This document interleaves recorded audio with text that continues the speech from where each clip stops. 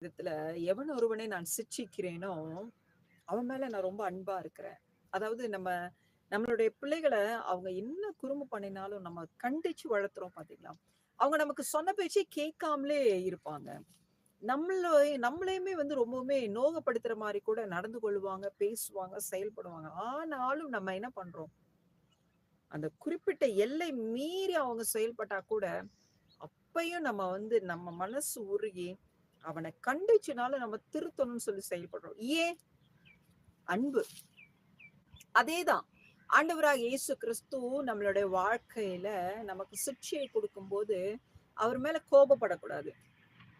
அவர் மேல எரிச்சல் மூளக்கூடாது. நான் இந்த தப்பு செஞ்சேன். அதுக்கு இது வந்துருச்சு. கரெக்ட்? அதை ஏற்றுக்கொள்கிற ஒரு மனப்பக்குவம் நமக்கு வேணும். இது எங்கிருந்து கிடைக்கும்னா, எல்லாமே தேவனுடைய சமூகத்துல தான் கிடைக்கும். நம்ம தேவனிடத்துல காத்திருந்து, அவரிடத்துல நம்ம